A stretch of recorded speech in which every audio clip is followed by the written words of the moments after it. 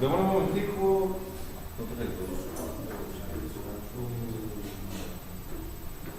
Ya podemos arrancar. Bueno,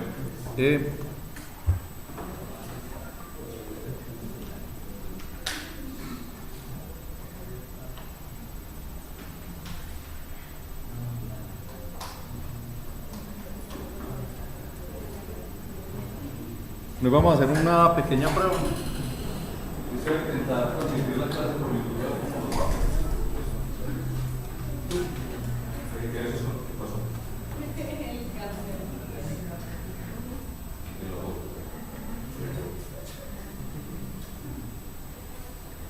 Soy yo. Bueno, entonces el día de hoy vamos a arrancar temas. Vamos a empezar hablando un poquito acerca de lo que en teoría del cómic llamamos la prehistoria del cómic. ¿Okay? Pues vamos a dar inicio a eso. ¿Qué es lo que llamamos nosotros cuando hablamos en cómic la prehistoria del cómic? En pocas palabras, cuando nosotros hablábamos la clase de presentación del curso, yo les decía que había dos componentes, uno era el artístico y el otro era el de comunicación. Entonces, vamos a hablar un poquito del componente artístico. ¿Listo? ¿Cuál es ese componente artístico? Ese componente artístico es el que durante muchos años de la historia de la pintura sirvió para darle pues como un apoyo a todo lo que es obviamente los artistas y trabajar pues obviamente como la parte de ilustración, que es una de las partes más fuertes de todo lo que es el cómic. ¿Okay?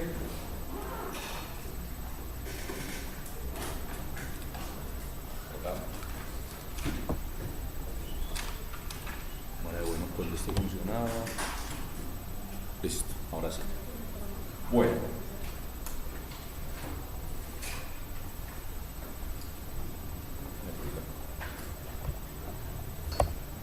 Entonces vamos a conocer distintas corrientes artísticas, vamos a hablar de ellas, no vamos a hablar de todas porque si no esto sería una maestría sobre historia de la pintura, ¿cierto? No tenemos tiempo para hablar de absolutamente todas las corrientes artísticas y sí es bueno que tengan en cuenta una cosa.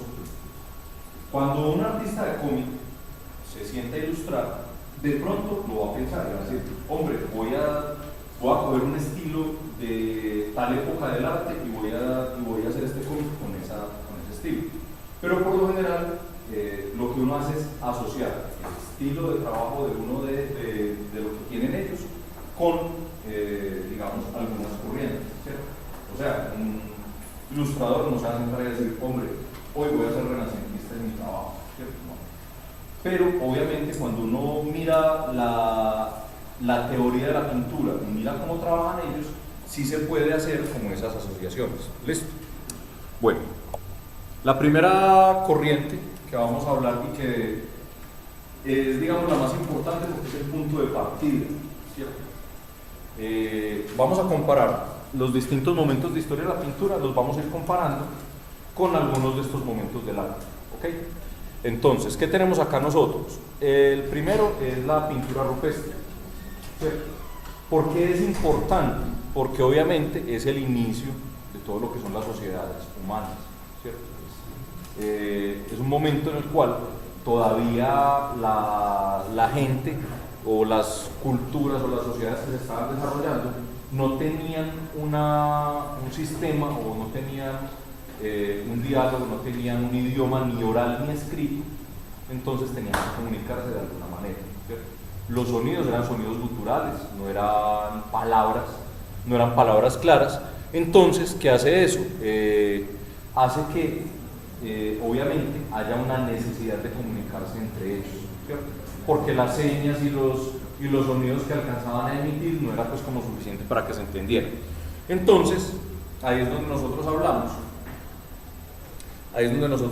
de que vemos que hay hallazgos que se están produciendo o los que vamos a ver en cuevas que datan de la prehistoria entre los años 30.000 y el 8.000 antes de Cristo, ¿cierto? Estamos hablando de cerca de 22.000 años de historia de la cultura humana, donde prácticamente todo lo que hizo el ser humano fue contarse las cosas dibujadas, porque no había pues como otra forma de hacerlo. También hablamos que se trabajan dibujos en piedra que van a servir para describir el entorno y las costumbres. Eso era muy importante porque hasta ese momento no había pues como no había una forma pues como de pasarlo en un papel, ¿cierto? Usted no iba por la calle y le pasaban un flyer como hoy en día pues le pasaban un volante, vea, la promoción de tal cosa, ¿cierto?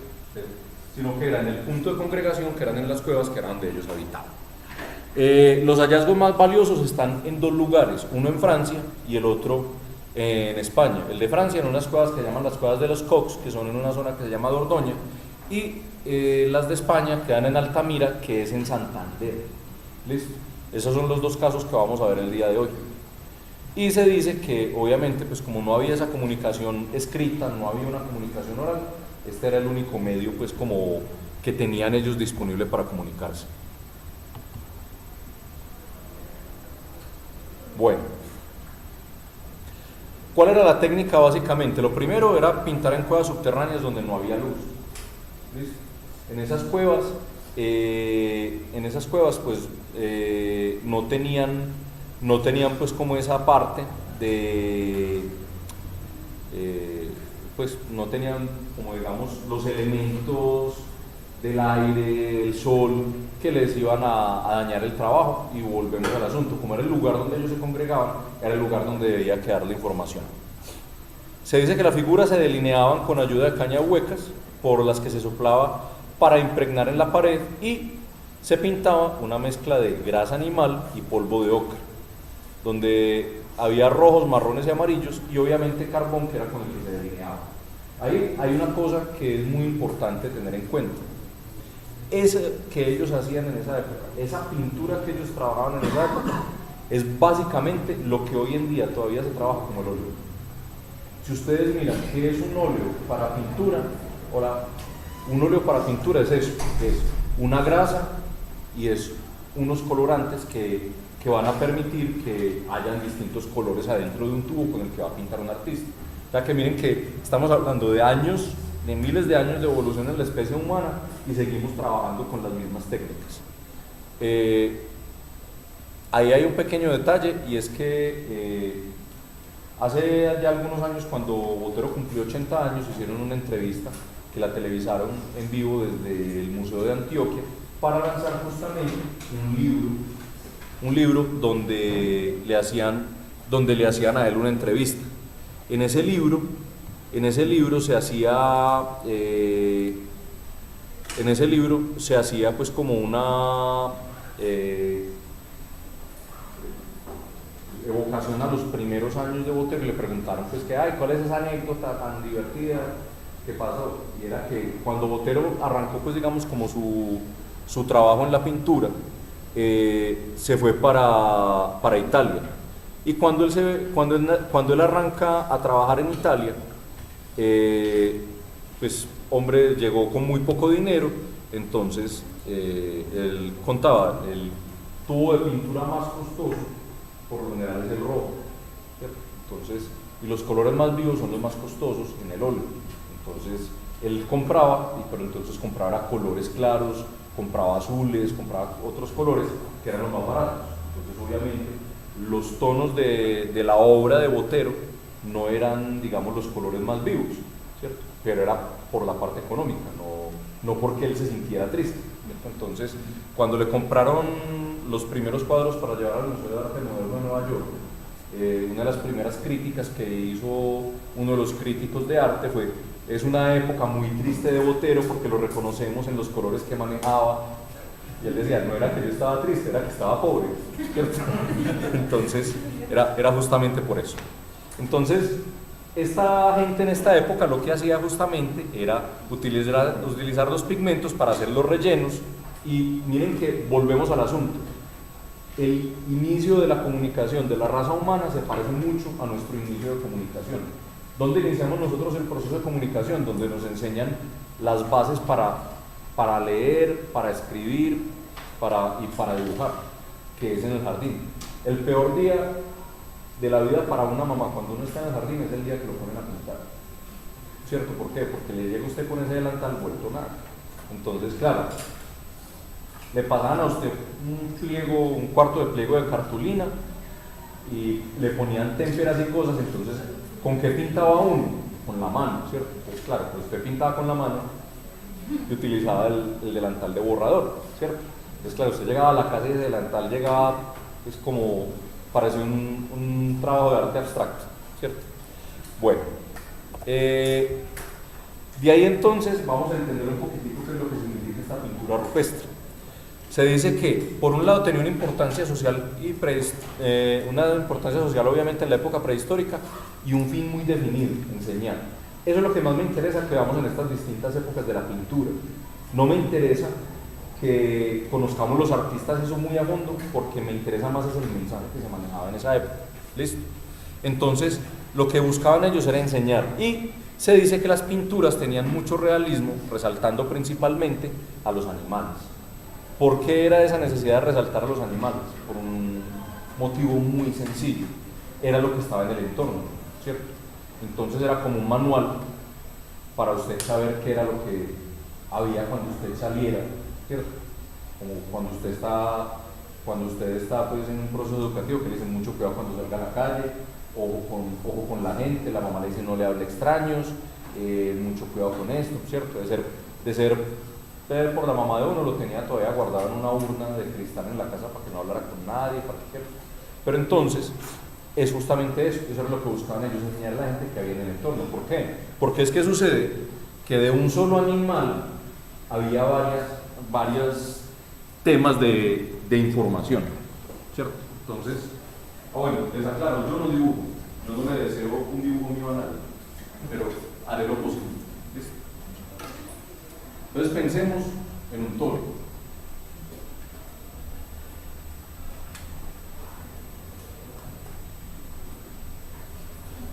Yo les dije que no sabía dibujar. Ya va, pues. Déjenme terminar.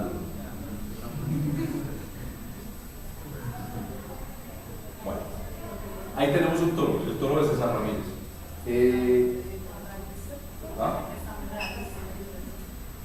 Claro, obvio. Pues esto es un dibujo de su no hago nada. Entonces, ahí les va a acordar. Entonces, ¿qué información salía de ese animal? Lo primero era comida.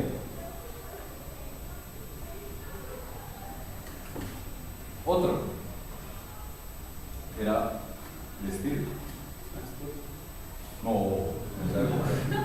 pues no.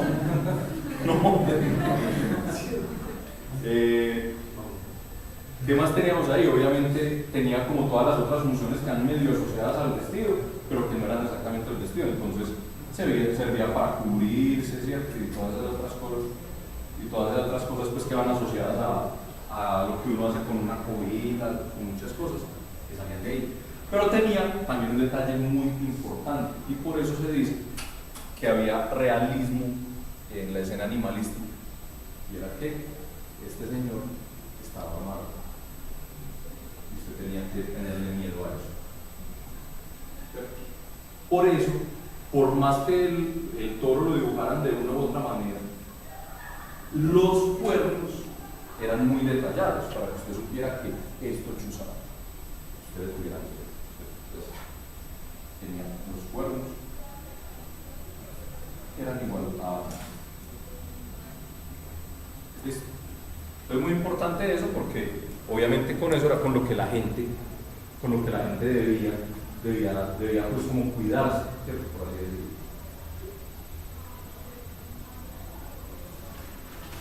Bueno, ¿qué más tenemos acá entonces? Tenemos también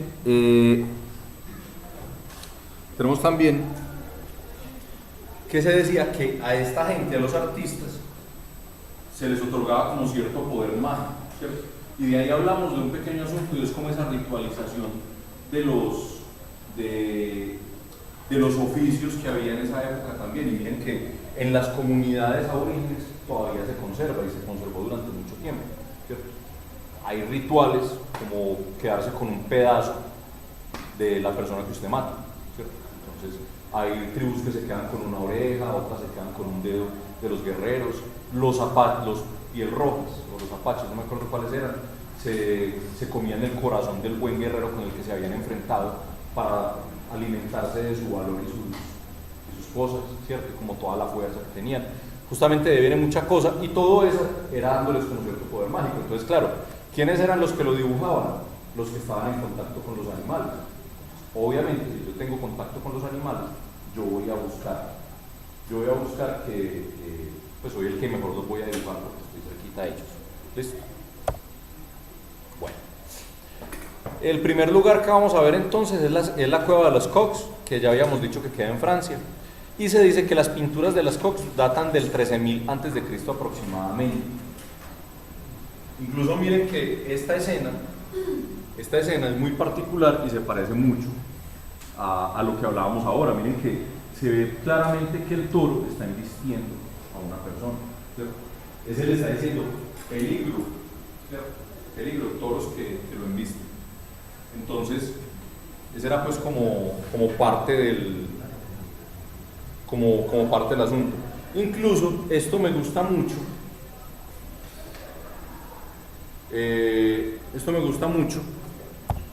Por lo siguiente.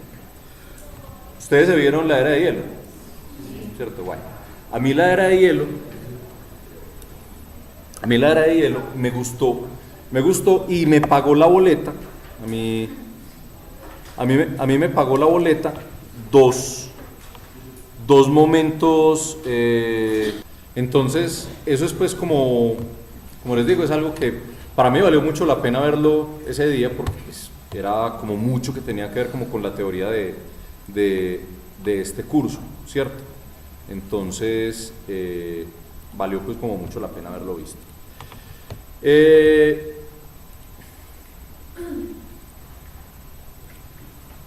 Listo. ¿Qué más se habla ahí? Entonces se dice que los toros son de grandes dimensiones y van a estar de perfil, aunque los cuernos se dirijan al frente, lo que va a crear una extraña composición con una tensión a la escena animalística, ¿cierto? Lo que hablábamos ahora, se le daba mucha importancia al asunto de los animales porque, en pocas palabras, eran como el mercado, ¿cierto? Que era donde usted iba, necesitaba comida, vaya mate un mamut, necesitaba cuero, vaya mate a un toro, ¿cierto? Era como básicamente eso, porque todavía no había agricultura, todavía no había desarrollo de ganadería pues como tal, todavía no había nada de todo eso que empezó a aparecer cuando ya las comunidades dejaron de viajar y se asentaron pues en lugares para empezar a crear ya pues, lo que eran como los primeros asentamientos humanos reales. La de Altamira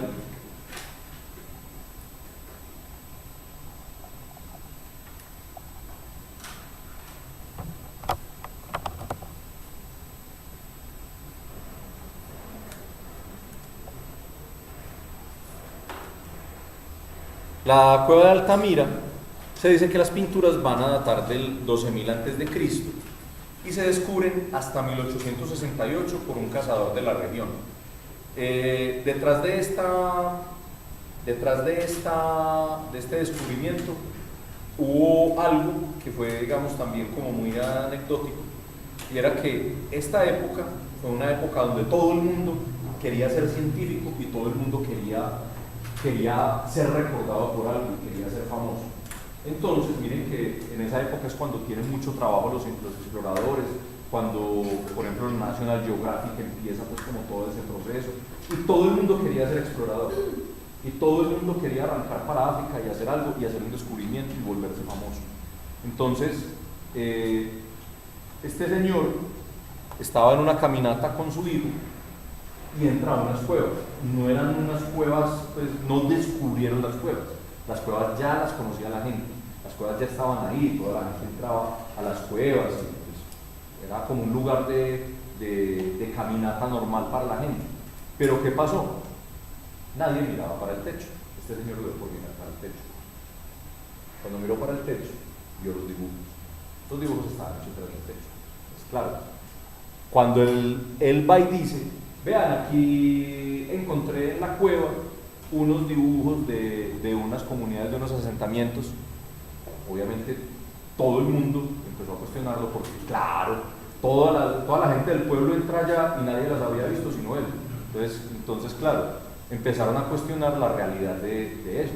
Además que miren que detrás de esa búsqueda de volverse famosos con esos descubrimientos, mucha gente llegó a hacer fraudes en esa época. La gente viajaba, decía que se iba de viaje para el África y llegaba a algún lugar con un animal nuevo, muerto, disecado.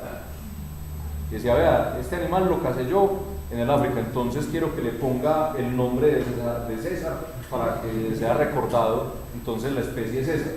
Y cuando empezaban a mirar bien, lo que el tipo había hecho era que no se iba para el África, sino que se había ido para un pueblo contiguo, contrataba a un taxidermista y armaban el animal. Pues claro, llegaban con unas cosas, con unos peje lagartos que eran todos raros, pero que obviamente cuando la comunidad científica los cogía, literalmente los volvía a pedazos. Y veía, esto era de un perro, esto era de un oso, esto era no sé qué, y usted armó el animal, entonces no le vamos a otorgar esto. Tanto así que cuando apareció la primera persona con un ornitorrinco, creyeron que era un animal de eso. Porque obviamente tenía pico de pato, tenía cuerpo de castor, tenía cola de castor y tenía cuerpo de ardilla. Entonces obviamente, ¿qué es esto? ¿No? Usted nos está aquí metiendo un gol, y se dieron cuenta pues, que sí era una especie como tal. Y ahí fue donde apareció pues como el asunto. Entonces claro, este señor lo cuestionaron, pero ya cuando empezaron a hacer pruebas se dieron cuenta que sí eran demasiado viejas. Además que tenía un detalle, usted tocaba las pinturas y estaban frescas.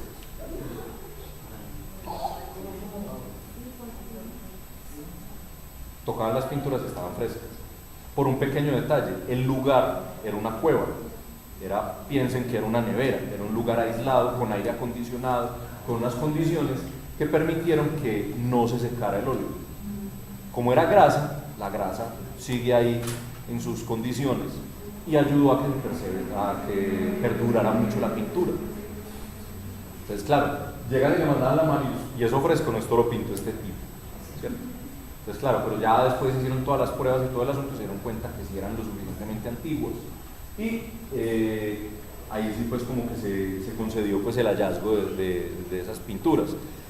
Gracias a eso, gracias a la calidad, gracias a lo que muestran, y gracias a que están hechas en el techo, la llaman la Capilla Sixtina del Arte Cuaternal, porque obviamente como la Capilla Sixtina que está pintada en el techo, pues obviamente recibe ese nombre. Bueno, se dice que en total hay 70 grabados sobre roca y unas 100 figuras pintadas, que están pintadas en distintos lugares de la caverna, y se habla que tiene mucho realismo en todo lo que son los bisontes, los ciervos, los jabalíes y los caballos, y miren que se nota mucho. Miren, esto era un jabalí, esto era un ciervo, jabalí que estuve en el gimnasio, estuve en Animal. Esto era un ciervo, entonces claro, miren cómo es de bien definido, y esto era un ser humano. Ustedes se preguntarán por qué el ser humano es así. Mire usted es así. No estamos. Mire la proporción de las personas.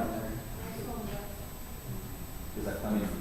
Como pintaban adentro de la caverna, lo que pintaban era la sombra. Y la sombra de ellos contra un muro se alargaba. Entonces miren que las personas son como todas alargadas, son muy raras, ¿cierto? Y además, obviamente, no les importaba, porque es que yo al ser humano lo conozco, yo usted es un humano, ¿cierto? Entonces no necesitaban, pero sí necesitaban identificar los ciervos, porque el ciervo acaban de matar a un ciervo. El ciervo tenía la ventaja tenía la ventaja de que no tenía cuernos y era también una fuente de carne, una fuente de cuero, una fuente de muchas cosas. Entonces era muy importante tenerlo ahí. Bueno, entonces se considera muy importante pues, por la calidad descriptiva y la durabilidad de la policromía, que es la durabilidad de los colores, como les digo, todavía estaban frescas cuando se encuentran, y se dice que este puede ser el logro más avanzado culturalmente hablando que se tiene de la época paleolítica. ¿Por qué se habla de cultural? Porque hay otros hallazgos, pero ¿qué otros hallazgos había? Herramientas, utensilios, que eso no es cultura, eso ya es otro tipo de cosas, ¿cierto? Pero ya hablando de cosas culturales es esto, porque es que esta era la forma de comunicarse entre ellos, así era como hablaban, así era como comunicaban, no había otra forma. Y miren que eso se parece mucho a lo que nosotros hacemos hoy en día, ¿cierto? Usted va a cruzar la calle y encuentra un aviso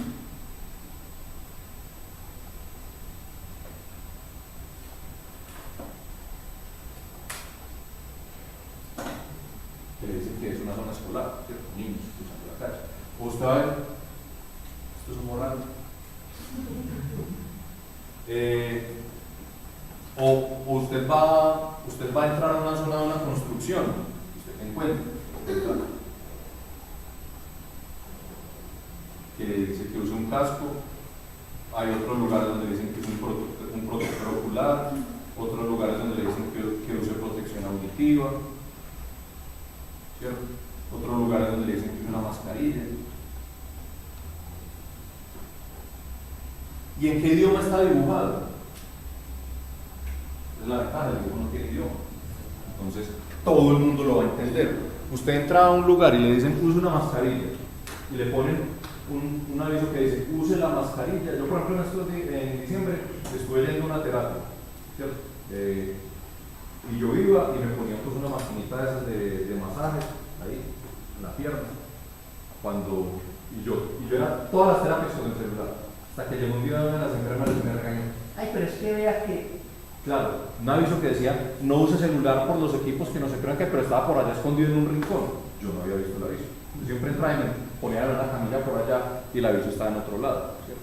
En cambio, si usted entra a un banco y lo primero que ve es el aviso con un celular tachado, para que usted no llegue y diga, es que yo soy de Birmania y no entiende, ¿cierto? Un celular ya entiende usted perfectamente que no lo use, ¿cierto? Hay otra cosa, en el Código Internacional de Tránsito, a usted le dice muy claramente que si usted encuentra un octágono, digamos que somos daltónicos, esto es rojo.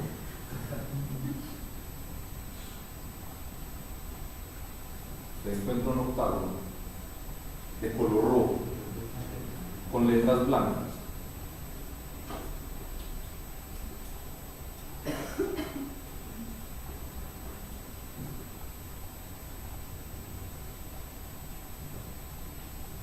Es un paro. En Estados Unidos dice stop. En Alemania dice halt. Y así en cada país. Pero el código o la convención de octágono rojo con el reborde blanco es que usted tiene que detenerse en el idioma que está escrito eso. Lo mismo los semáforos. El semáforo tiene un código de rojo, amarillo, verde, ¿cierto? Rojo para que usted se detenga, amarillo fotomulta y verde avance, ¿cierto? Entonces, bueno, sí, pues rojo deténgase, el amarillo es precaución y el verde es avance. Eso tiene un código muy especial y es, algunos países, no me pregunten cuáles porque no me acuerdo cuáles son los países, no tienen esos colores, son otros colores en las luces. Pero ese código el color de arriba es para que usted se detenga, el del intermedio es la precaución y el último es para que usted avance.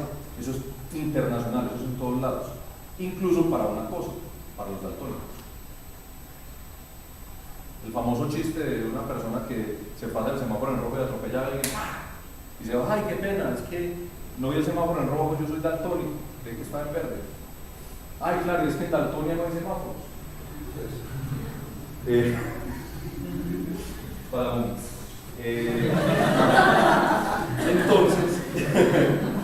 Entonces, es justamente para eso. Usted es daltónico, listo. Sabe que el color de arriba es para que usted pare. Si la luz de arriba está encendida, deténgase. Porque es que además los daltónicos no solo confunden colores, hay daltónicos que ven gris. Por ejemplo, Marlon Vargas, el pintor que estuvo en Colombia Tiene Talento, que es daltónico. Yo estuve hace 4 o 5 años, nosotros lo llevamos como invitado al Salón de Cómic de la Fiesta del Libro, y pues estuve pues como muy cercano a él en ese tiempo, y hablé pues como varias veces medio entrevistándolo, y uno va al taller de pintura de él, y él tiene los lienzos, y todos los frasquitos son frascos iguales, pero marcados, amarillo, rojo, verde, porque él hace la teoría de color desde grises. Él solo ve un color, que es el magenta, que es algo así como esta cartuchera, ¿cierto? Solo ve magenta. Yo le decía, ¿usted qué color ve? Magenta. De resto, yo veo son tonos de grises. Y desde la teoría del gris, yo armo los cuadros míos, ¿cierto? Por eso es que, por lo general, la gente daltónica se descubre que es daltónica hacia la adolescencia, que es cuando se empieza a vestir solo. A usted lo viste la mamá y la mamá lo viste bien vestido, pero se empieza a vestir usted, y si usted es daltónico no conviene un chance, ¿cierto? ¿Por qué? Porque usted, sí, usted descubre, y vení, ¿por qué te pusiste ese morado con ese verde limón? No, es que, no, morado no, esto es café, ¿cierto? Pues obviamente ahí es donde se empieza a descubrir ese tipo de cosas. Bueno, ya de ahí pasamos a Egipto. En Egipto entonces se dice que las primeras pinturas vienen de antes del 3000 antes de Cristo, y había distintos tipos de soporte. Ya habíamos dicho que obviamente en la época rupestre utilizaban los muros, ya los egipcios ya sí tenían un lenguaje, pero es el primer lenguaje escrito de ellos, que son los jeroglíficos. Y ellos tenían una cosa, los egipcios eran científicos y les encantaba probar de todo. Ellos le buscaban el todo a todo, porque estaban en una época de desarrollo. Entonces, claro, buscaron muchos soportes como el leño, la madera, el papiro, la roca, la pared. Se casaron mucho con el papiro porque desarrollan el papel, y además, pues yo guardo muchísimas veces más fácil un papiro enrollado que unos bloques de piedra, ¿cierto? Pásame la carta que enviaron la semana pasada, ahí va, ¿cierto? Era mucho más fácil con el papiro era un papel enrollado, ¿cierto? Y tenía un pequeño detalle, y es que la pintura era bidimensional con trazos y tintas planas. ¿Qué quiere decir eso? Se ve muy bien en este tipo de dibujos. El egipcio creía que el ser humano era así.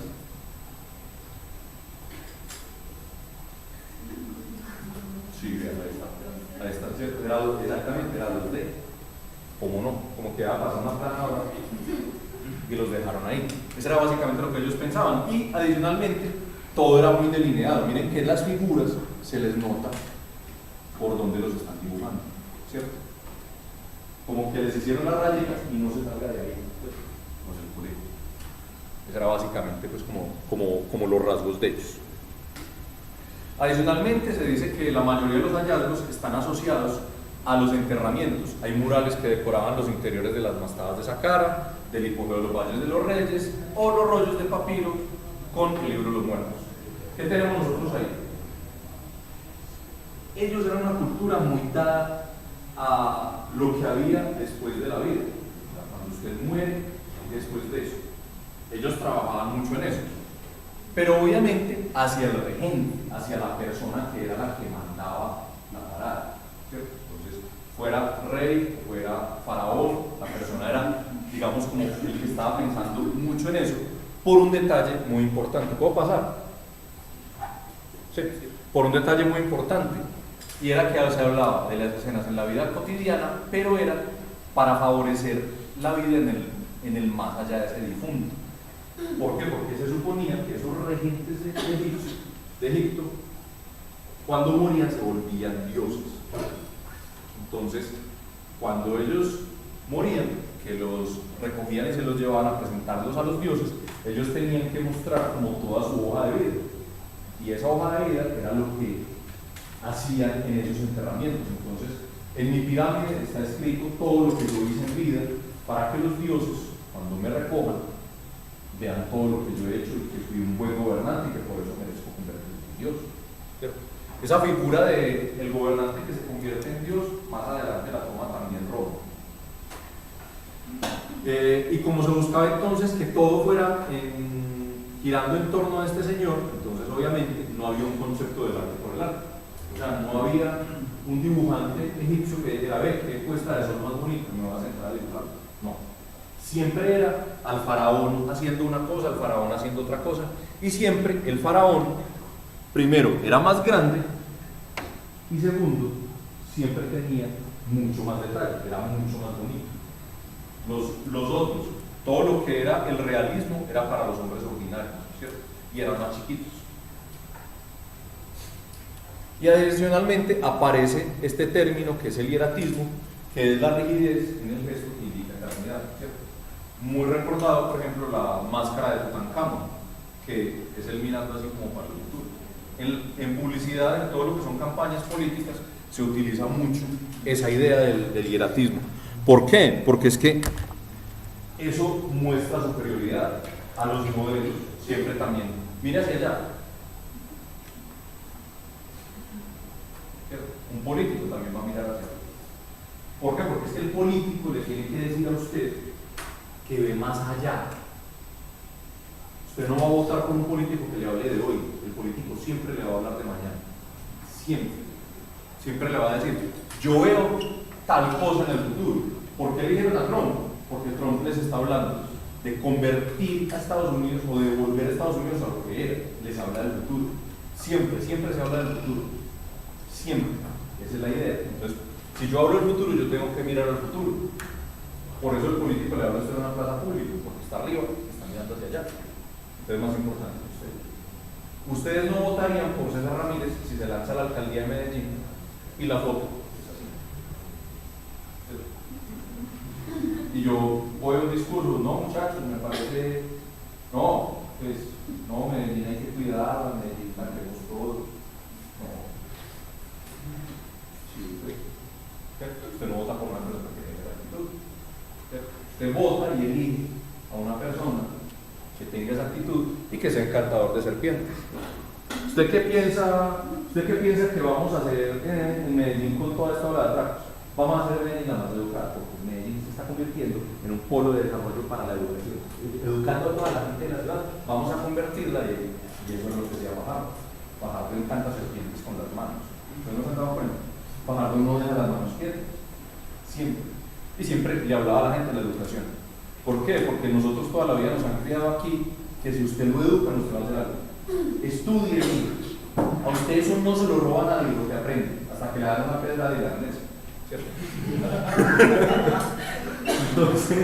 entonces eso, y miren qué es eso, háblele siempre de lo que hay más allá. A usted, Fardo, cualquier cosa que le preguntaba se la tiraba a la educación. Todo, a todos, los vamos a educar, a todo el mundo lo están educando, ¿cierto? Y ya Colombia la están volviendo la más educada. Por ahí hay una campaña del Ministerio de Educación que dice que Colombia va a ser la más educada. La misma frase de campaña para nada raro que haya alguien de la campaña del trabajando allá. Bueno, entonces, con ese asunto de los dioses, los egipcios tenían un detalle, y era que ellos buscaban mucho favorecer a los dioses, pero también tenían un pequeño detalle. Como cada que se moría un faraón se convertía en dios, entonces el faraón nuevo que llegaba tenía que hacer como un movimiento, así como cuando nombran un presidente nuevo que llega a nombrar gabinete. Entonces le pide carta de renuncia a todos los ministros que había y llega un gabinete nuevo. Y a veces se dejan unos, pero entonces los ponen a usted la educación, entonces páseseme ahora para salud. Vamos a hacer las mismas políticas que teníamos en la educación, convirtámoslas en políticas de salud, porque usted maneja muy bien, porque no sé qué, porque usted limpió la corrupción que había en ese ministerio, entonces ahora pasémonos para el otro a limpiar también, ¿cierto? Era eso, básicamente. Entonces vamos a ver que en ese listado, que no son todos, hay solo algunos representativos, hay unos dioses que tienen el mismo cargo, y era porque los faraones llegaban y entonces usted ya no va a ser más el dios de esto, sino de tal otra cosa, y lo renombraban. Entonces, está Isis, que era conocida como la diosa madre, la reina de los dioses y de la fertilidad. Luego tenemos Atón, que es el sol, ¿cierto? Atón es el sol en una de las épocas de Egipto. Luego tenemos a Thor, que era la diosa del amor y de la danza, que es representada con una vaca. ¿Ustedes recuerdan la película de Charlton Heston de los 10 mandamientos? Que baja del monte con las tablas de la ley. Pueblo de Israel, aquí les traigo estos 10 mandamientos. Es un chiste de Mel Brooks en la historia del mundo. Y que cuando baja, como se demoró tanto, los israelitas se le torcieron a Dios y se devolvieron a Dios egipcio. En esa película, al Dios que le estaban bailando era a Thor, era una vaca. Horus, que es conocido como el hijo de Ra, representado con un halcón. Amón, que es el rey de dioses, que también lo vinculan con el dios solar y lo nombran Amón-Ra. Miren que ahí empezamos a ver cómo ese cambio de cargos. Anubis, que este es uno de los más importantes, porque este tiene la figura, y miren que en todas las religiones lo tenemos, y este tiene la figura de Aqueronte, que es el que recibe a los muertos y los lleva a los dioses. Ese es San Pedro para la cultura católica. Usted se muere y lo recibe de atrás, San Pedro. Es exactamente la misma figura. Entonces este era muy importante, porque es que usted se muere y usted simplemente San Pedro le abre la puerta y lo manda. Ah, sí, vaya, allí lo atiende, pase por acá. Ah, pero es que ahí está oscuro, es que usted es para el infierno. No se preocupe. ¿Cierto? Entonces, y ese por eso es que está tan representado en toda la cultura egipcia. Porque, y por eso uno encuentra tanto esa figura de ese chacal, que es muy parecido. La gente lo ve, el Doberman. No, no es un Doberman, es un chacal. ¿Cierto? Lo que pasa es que nosotros no tenemos chacales acá. Y a alguien chiquito pues tuvo alguna historia que lo persiguió, lo mordió, algún Doberman. A mí me mordió un Doberman cuando chiquito. Entonces, por eso lo representaban tanto, porque obviamente como era el que había que caerle bien, obvio, yo lo pongo ahí en todos lados, ¿cierto? Esa es la idea. Osiris, que es el dios de la vegetación y luego también fue conocido como dios de los muertos. Set, que es el dios de la tempestad, y este otro que es muy importante, que es Thoth, que es el dios de la ciencia, y también lo conocen como el inventor de la escritura. O sea, la escritura no se la inventó un egipcio. La escritura se la sopló Thoth a un egipcio. Él fue el que bajó y le dijo, ya, vamos a hacer esto. No se rían que a San Pablo también le soplaron el Apocalipsis. ¿Cierto? A San Juan, pero soplaron el Apocalipsis. Entonces, miren que todo eso está ahí. Bueno, vamos a hablar un poquito de cómo es una página de cómic antes de empezar a hacer las comparaciones con los cómics. ¿Listo? Una página, no, una portada. Se me hace importante porque ustedes de pronto han tenido contacto con la cultura del cómic, saben quién es Batman, saben quién es Superman, saben cosas, han visto las películas, pero muchos de ustedes no han tenido en la mano una revista. Entonces, vamos a empezar a ir por pedacitos con esto. Esto es lo primero que uno encuentra en una portada de una revista. El título de la revista, ¿cierto? En este caso, tenemos una portada de una revista de Batman, entonces obviamente se llama Batman. Hay una serie, porque esto fue una historia que fue en distintos títulos, que se llama R.I.P. Era supuestamente una historia donde Batman se muere. Vamos a usar el tablero.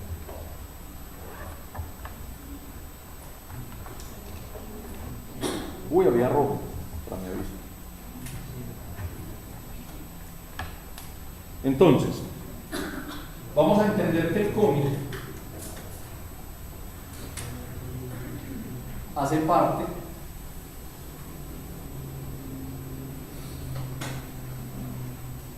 de una narrativa, ¿listo? Pero entonces esa narrativa se mueve en distintos ejes. Este señor se llama Batman, pero tiene distintos títulos. ¿Listo? Entonces, vamos a hablar, como tenemos ahí la revista Batman, vamos a hablar desde la línea del tiempo de Batman. ¿Okay? Entonces está Batman. Hay una revista que se llama igual que él, se llama Batman. Esta revista de Batman tiene una línea de tiempo. que empezó por allá en los años 40. Empieza desde cero y se supone que va hasta el infinito y más allá, como nuestro amigo, ¿cómo se llama? Los Leclerc, exactamente, ¿cierto? Entonces, durante todos estos años, la revista ha tenido sus publicaciones y se ha ido numerando. ¿Listo? Batman aparece en una revista que se llama Detective Comics.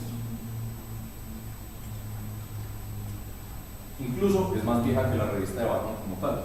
La revista de Batman es del 41, si no estoy mal. Detective Comics es del, Batman aparece en el 39 en Detective Comics.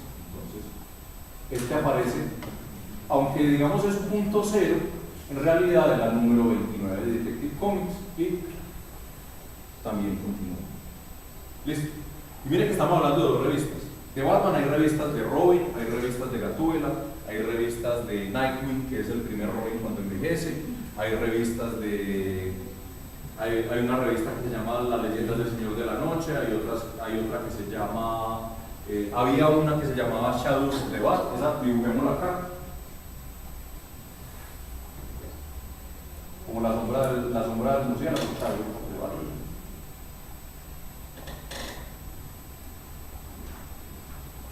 Esta murió por allá en hora cero, no, murió más adelante, antes de nuevo 52. Entonces esta tuvo un punto de cierre, ¿listo? Arrancó y terminó en algún momento porque decidieron que ya la revista no iba más, ¿cierto? Pero las fueron reemplazando como por otros títulos. Hay de Batichica, hay de Batwoman, hay una cantidad de personajes que tienen sus revistas.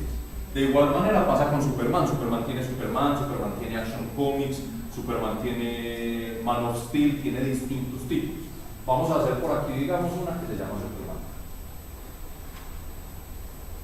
Incluso después de Nuevo 52, que fue un reinicio de la historia de DC Comics, hace ya 4 años, crearon un título que se llamaba Batman y Superman, para hacer historia juntos. Entonces, cada uno tiene su historia. ¿Listo? Esas historias se mueven en esas líneas de tiempo. Entonces, por eso es que la revista va a venir siempre pues como con un nombre y el nombre asociado pues específicamente a un título. Por ejemplo, yo sé que hay una revista que es Nightwing,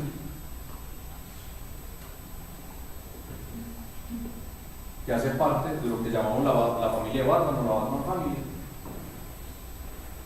pero que entonces está asociada con la historia de Batman. ¿Listo? Bueno. Ahí vamos pues como entendiendo un poquito ese asunto para que vean que no solo es que se llama Batman la revista y solo existe la revista, no. Hay en total creo que son como 10, 12 títulos de la familia de Batman en un mes. ¿Listo? Entonces, por ejemplo, este de Batman R.I.P. fue una cosa que fue transversal a varias revistas. ¿Eso para qué lo hace? Primero, para que la historia tenga un desarrollo mayor. Segundo, Batman estaba muerto, ya había desaparecido, entonces cada uno de los personajes arrancaba su búsqueda por otro lado. Entonces, en la revista de Robin se iba a buscar, en la revista de Nightwing se iba a buscar, y obviamente había cuentos que habían en esa historia. Pero tiene un fin más allá de la historia, y es un fin de vender. ¿Por qué? Porque mucha gente se lee Batman, pero no mucha gente lee Nightwing. Entonces yo como editor tomo la decisión de hacer una historia de estas que abarca varios títulos. Entonces claro, usted se está leyendo, ay, ¿cómo así que Batman se murió? Y se está leyendo este que es el 679 de Batman, y llega al final y no le han dicho nada, y dice, continúa en Shadows of the Bat número 135. Usted tiene que ir a comprar las Shadows of the Bat 135 para continuar la historia, pero entonces usted se la lee, le gusta lo que escribe el escritor y le gusta lo que dibuja el artista. Usted se ve, esto está bacano, voy a seguir comprando la revista.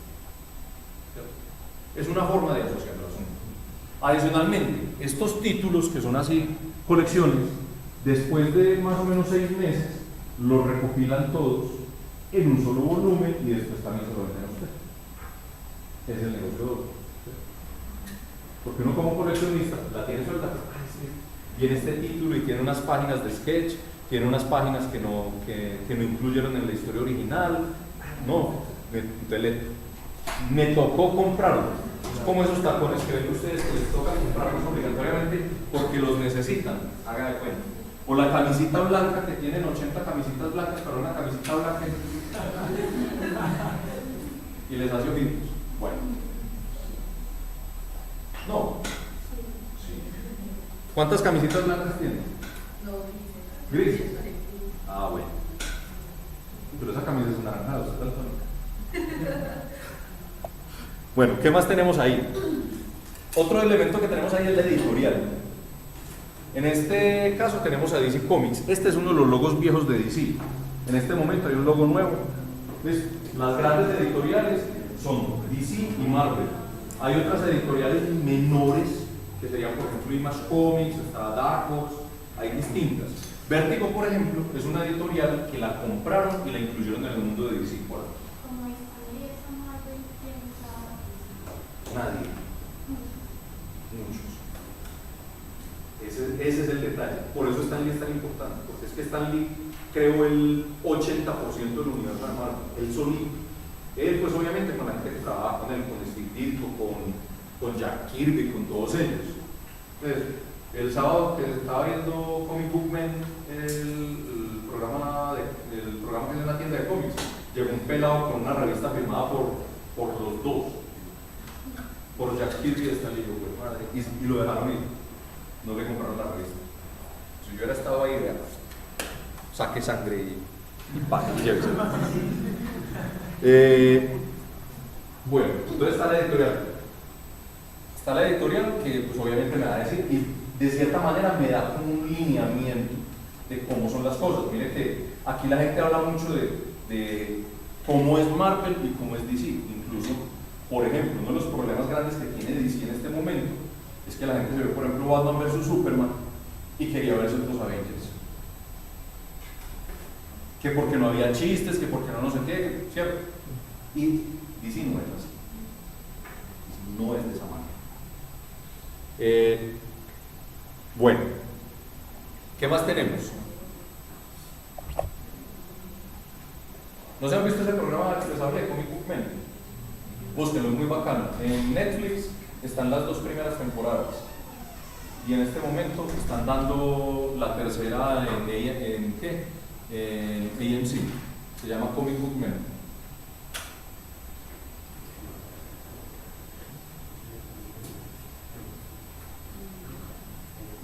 Es muy divertido, pues. Si les gusta como este cuento, van a ver cosas muy bacanas. Lo otro es la numeración. Entonces, ¿qué tenemos ahí?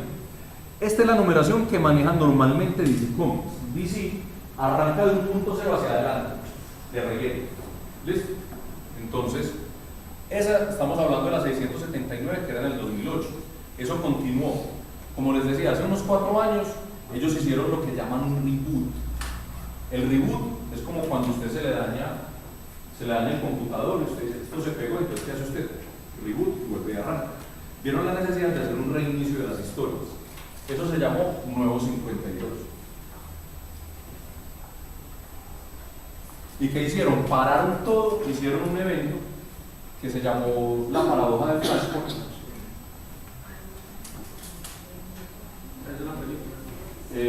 Eso fue una historia en cómics, pero obviamente salió una película animada. Y según parece, hacia allá va Flash, la serie de televisión. Hacia allá está tirando.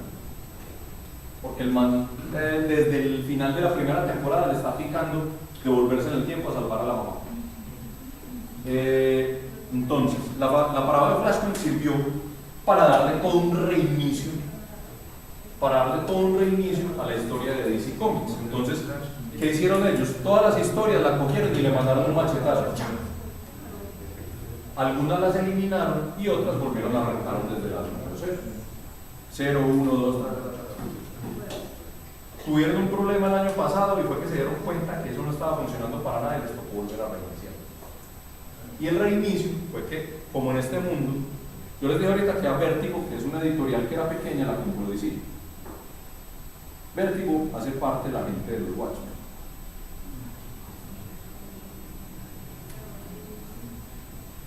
Watchmen es DC porque DC compró a Vértigo. usted mira cómo arranca Watchmen, Watchmen arranca con los dos rojos, con el de Vértigo y con el de DC. Entonces, como Vértigo ya está metido en ese mundo, entonces, ¿qué hicieron? Llegaron y dijeron, hombre, y esto pasa mucho en los cómics, nos cagamos en la batalla de cuadros por esto, ¿qué hacemos? ¿Qué hacemos? Ah, no, inventémonos. Y se inventan las cosas más piratas del mundo. Vamos a ver que se inventan unas cosas, pues. Entonces decidieron que estos nuevos 52 había sido un invento del Dr. Manhattan.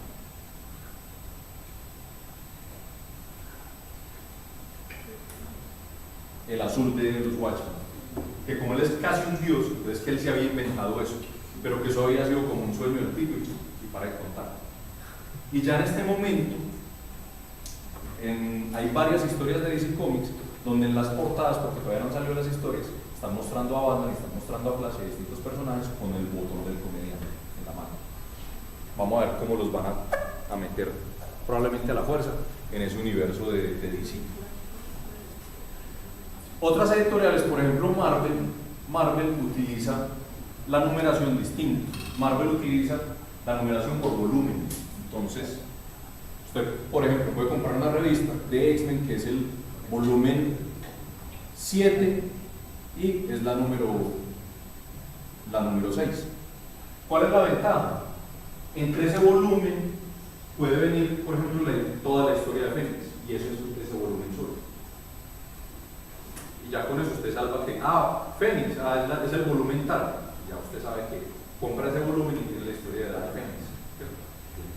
Tiene como esa ventaja, mientras que usted en DC le toca ir a mirar en esa numeración seguida de qué número a qué número iban las cosas, ¿cierto?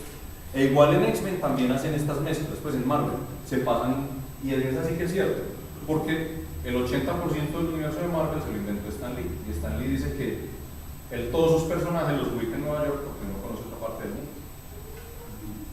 Sí. Pues hasta hace unos años usted perfectamente puede estar caminando en Nueva York, se va en el hombre con un viejito, usted le decía perdón, y era Stan Lee. Así fue, el tipo salía a caminar, pues, el tipo se montaba al metro, el tipo era un ciudadano de verdad, pues el tipo era de caminar y todo, entonces él conoce la ciudad porque él se la camina, todo. Entonces tiene eso. Tiene esto que hace parte ya más adelante cuando sigamos hablando de historia del cómic, que es el sello de aprobación del código de la autoridad del cómic, que en pocas palabras es un organismo de censura que determina si una revista es apta para niños.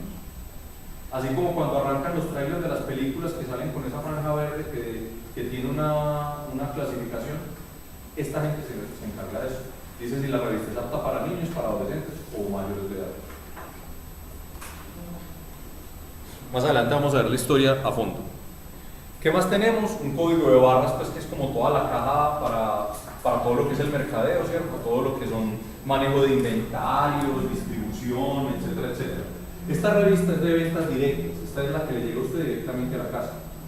Si fuera la de ventas al público, tendría, no diría direct sales en la parte superior, ¿cierto?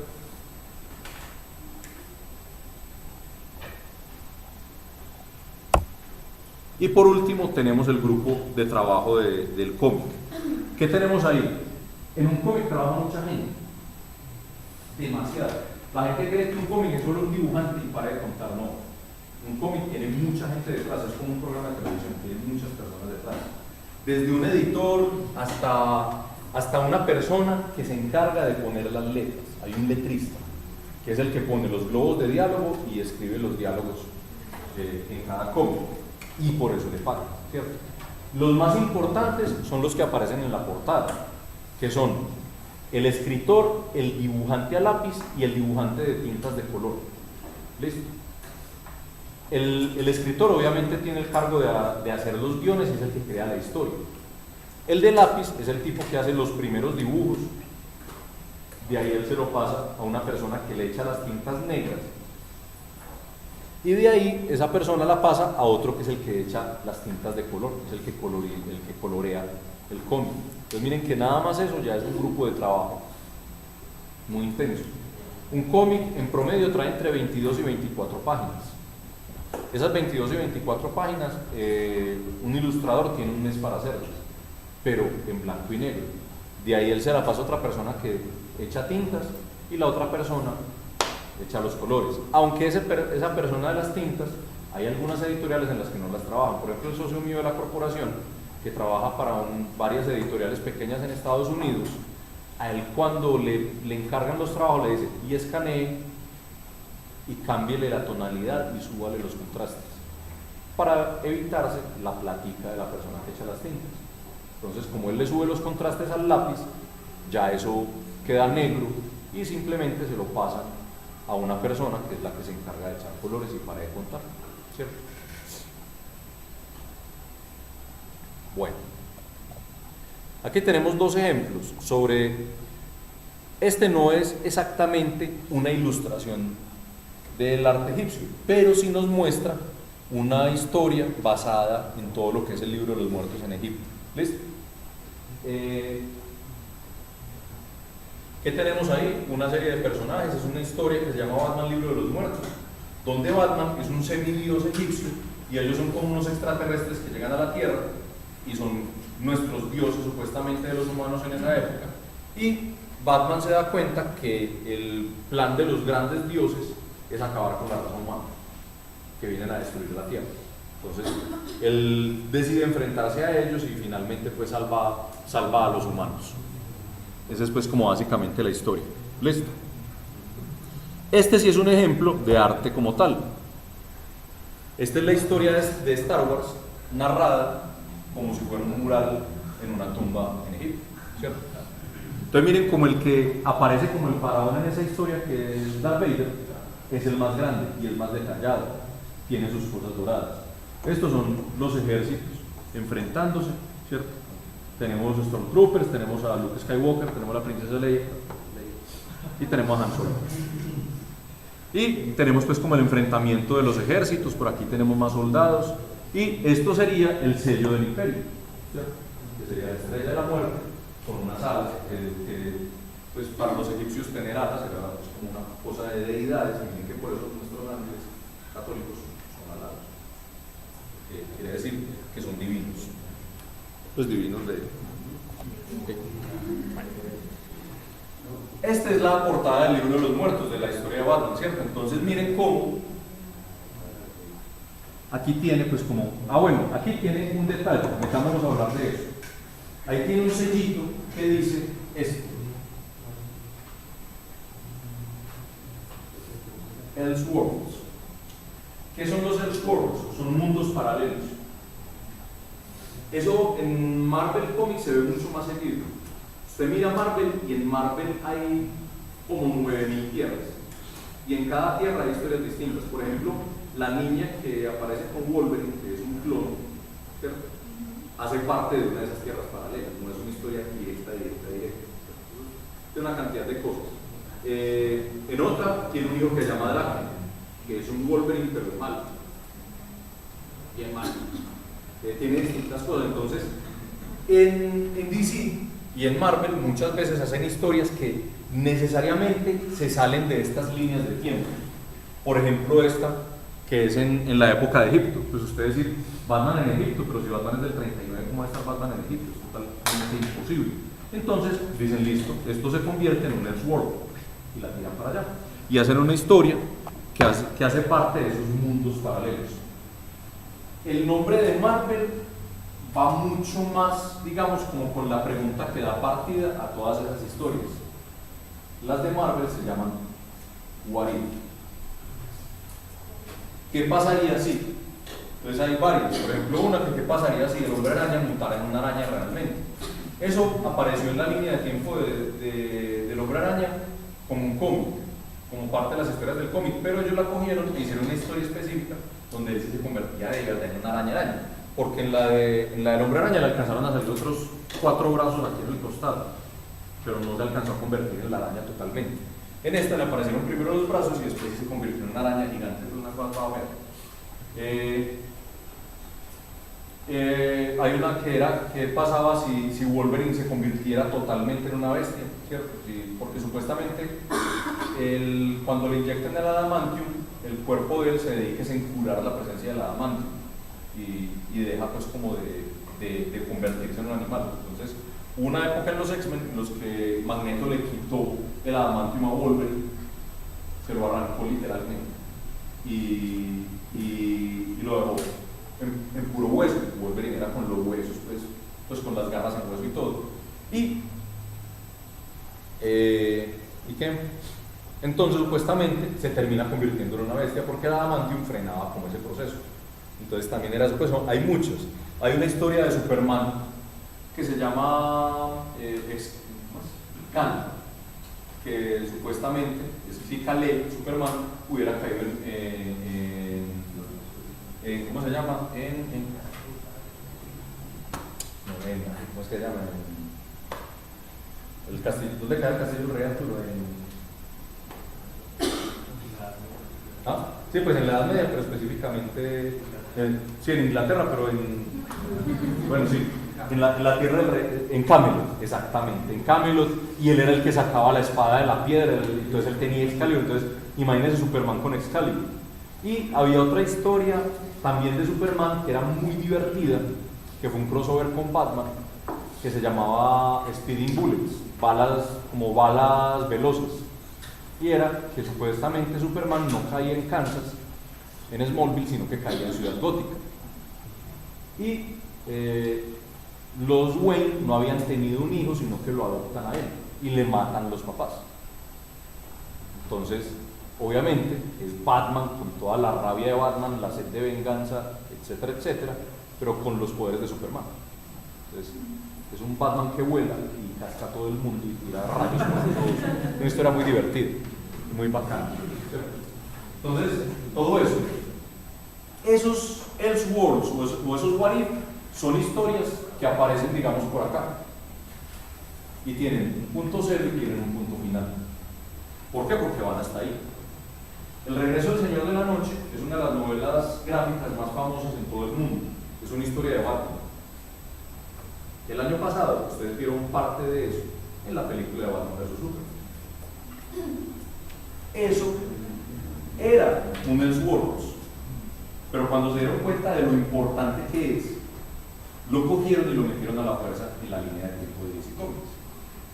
Y el Bruce Wayne de esa historia es el Bruce Wayne que aparece en Batman del futuro, ese viejito con el perro.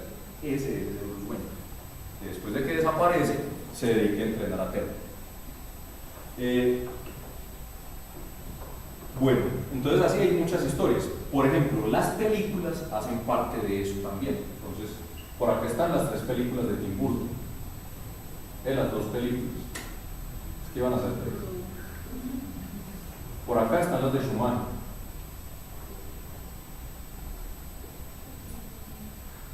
Por acá están las de Nolan.